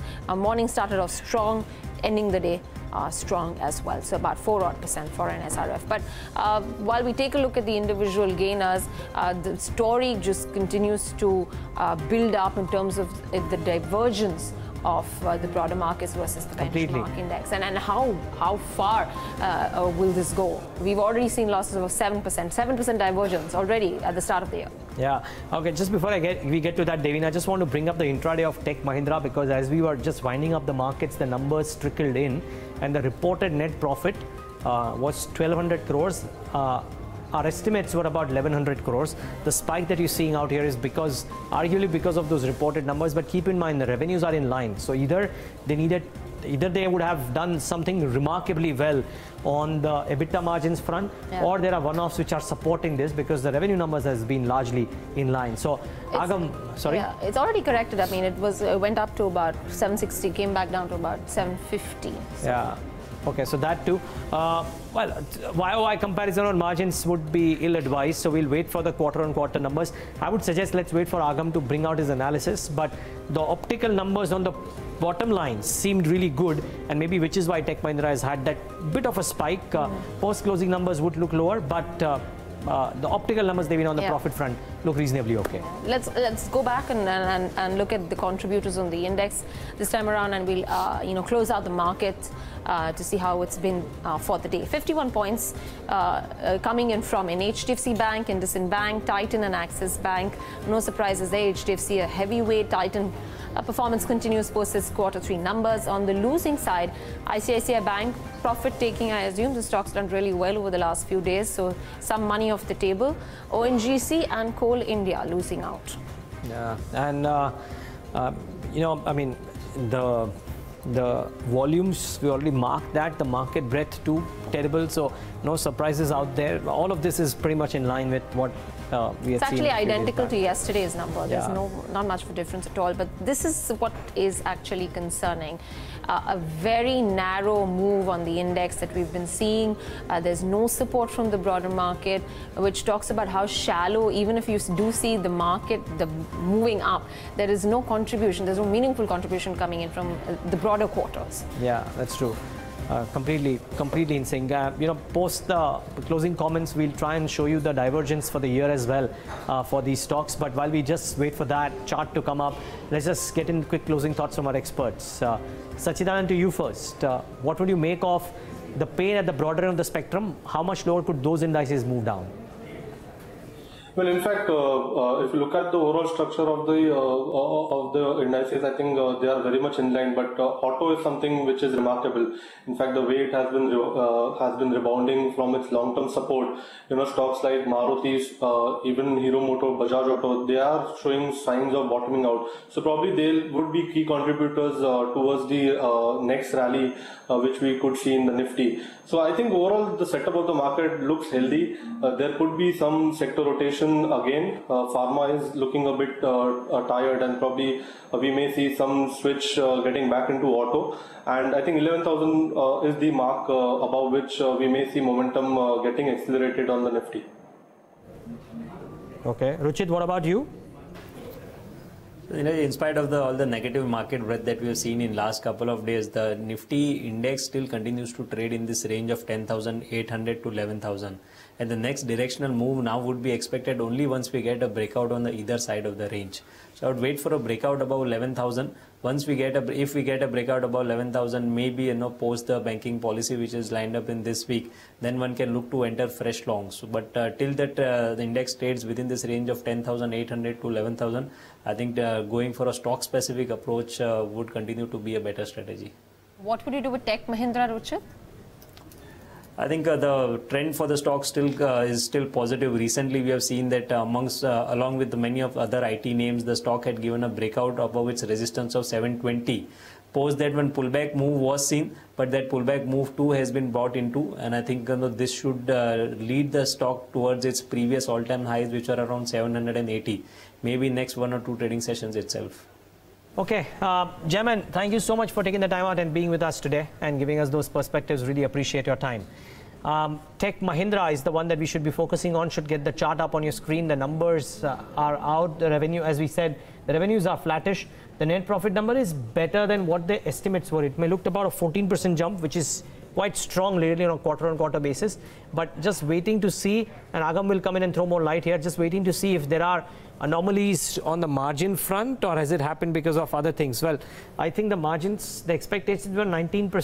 19.3. 19.3 or thereabouts. Okay, so maybe not even on the margins front. It has to be then one-offs which would have led to that. We'll just try and open up those numbers also for you. Okay, I'm told Agam is ready with us, so let's just go across to him.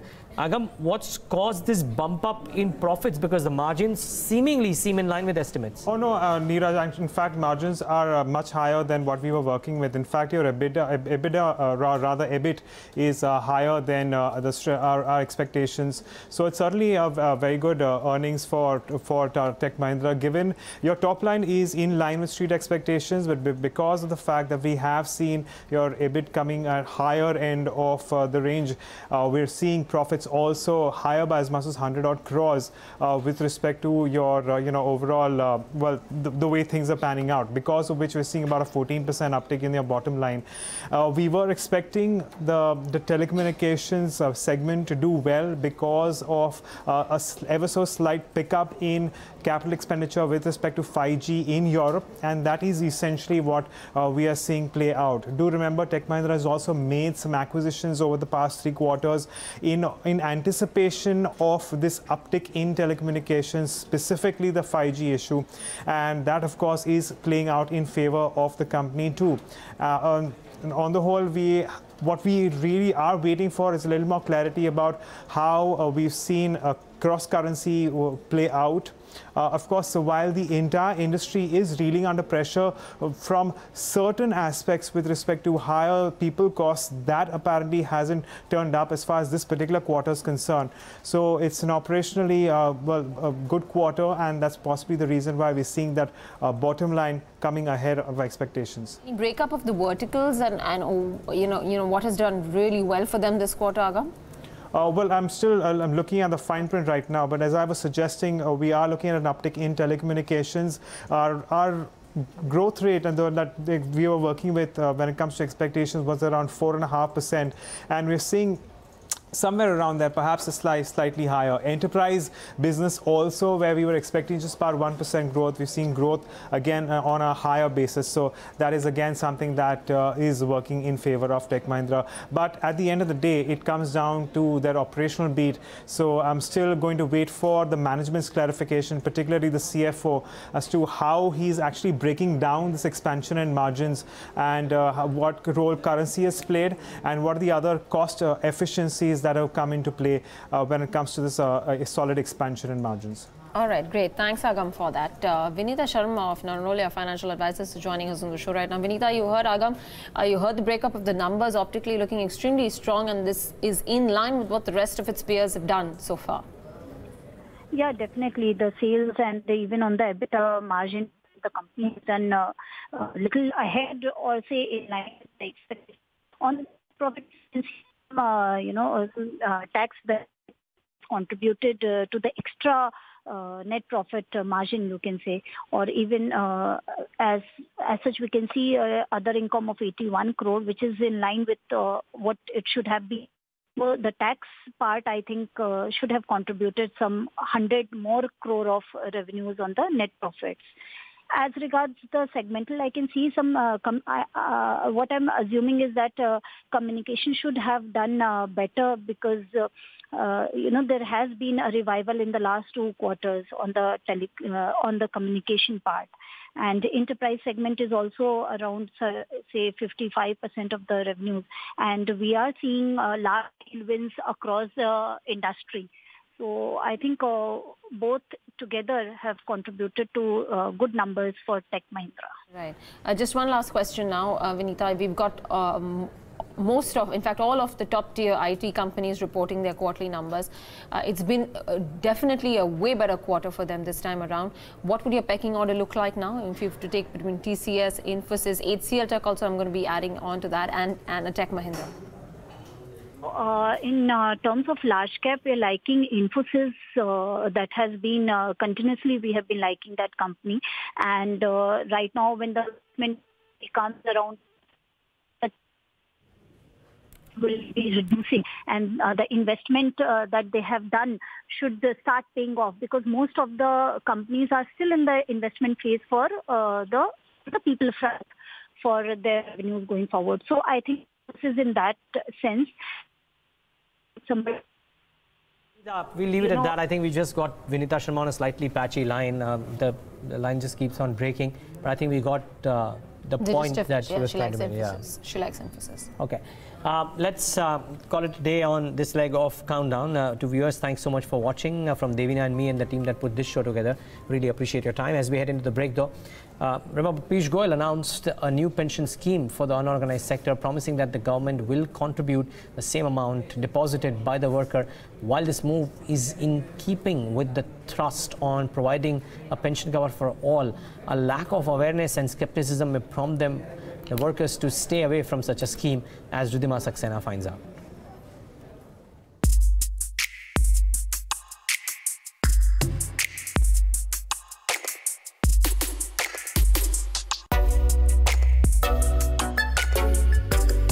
The Finance Minister has announced 500 crore rupees during the budget towards pension of workers in the unorganized sector. So here we are at Dharavi, which is the small-scale industries hub of Mumbai, to understand from the workers in the informal sector whether they expect the money to reach them and what are the benefits of pension that they have got so far.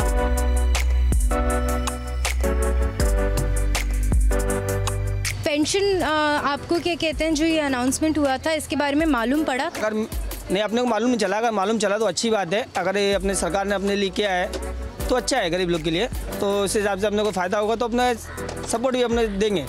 Scheme तो रोज़ paper में पढ़ता हूँ कि आए दिन कोई budget pass हो रहा है कोई, लेकिन उसका कोई फ़ायदा नहीं है, क्योंकि वो चीज़ हमें पता ही नहीं कि वो चीज़ कहाँ से हमें उसका फ़ायदा मिलेगा।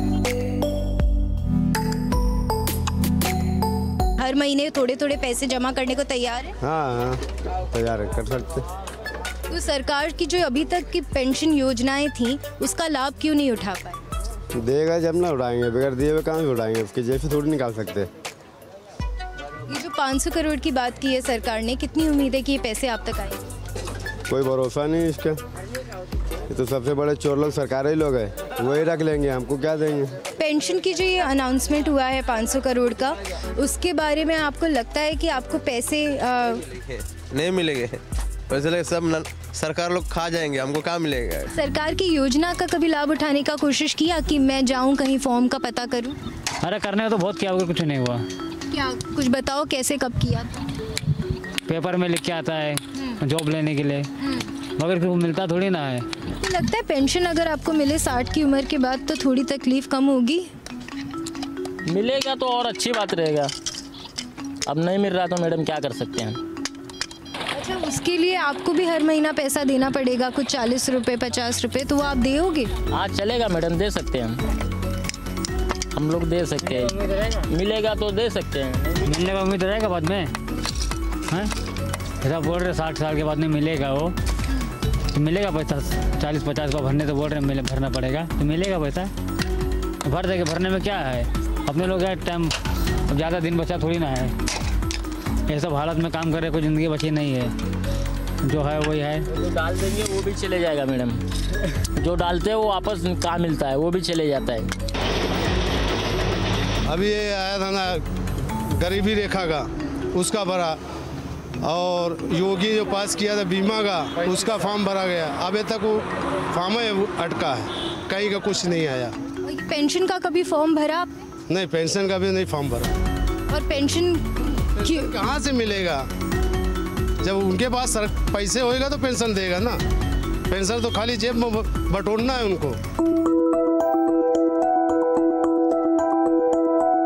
कभी अप्लाई नहीं किया किसी योजना? कुछ नहीं करे हम, आप कुछ करे नहीं तो क्या बताऊँ, जब अपने खर्चा में से बचेगा पैसा तभी तो इंसान कुछ भी कर सकता है। अगर आपको 40 रुपये या 50 रुपये तक अलग करने हो ताकि आप सरकार का ये पेंशन 60 की उम्र के बाद ले सके, तो आप ऐसा 40 रुपये अलग रखना चाहोगे, नहीं रखना चाहोगे? नहीं, खर्चे नहीं पूरा होता ना, तो कैसे कर रखेंगे।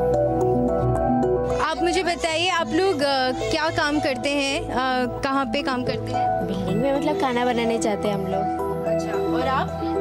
वही खाना बनाने का ही। कितनी सैलरी मिलती है आपको? 1500, 2000, 3000 तक है। आपको? वही 3000 तक ही हम। तो सरकार ने बोला अगर आप महीने का कुछ 40-50 रुपए अलग करके पेंशन फंड में डालोगे तो 60 साल की उम्र के बाद आपको 3000 महीना मिलेगा। तो ऐसी किसी स्कीम का, पेंशन की स्कीम का पहले फ़ायदा उठा पाए, या अब ये स्कीम आई है तो उसका फ़ायदा उठा पाएंगे या उठाएंगे? उसका तो कुछ नहीं बोल सकता। कभी फॉर्म भी भरते हो? नहीं, उसका तो कुछ नहीं, फॉर्म भी कुछ नहीं भरा है हम लोग। सरकार की कई सारी योजनाएं आती हैं, उनका कब है वगैरह, लेकिन हम लोग वो सब नहीं किया है। क्यों फ़ायदा नहीं उठा पाते? हम लोग छोटा मोटा काम करते हैं, वैसे कि बच्चों लोग का ट्यूशन फीशन, उसमें घर में हम लोग का एडजस्ट हो जाता है पैसा। Even though the government announced a pension scheme for unorganized workers, which it feels would become the largest in the world in the next 5 years, the people in Dharavi were either not aware of it or didn't trust the government enough to release the funds. And these continue to remain the biggest shortcomings of the schemes announced by the government.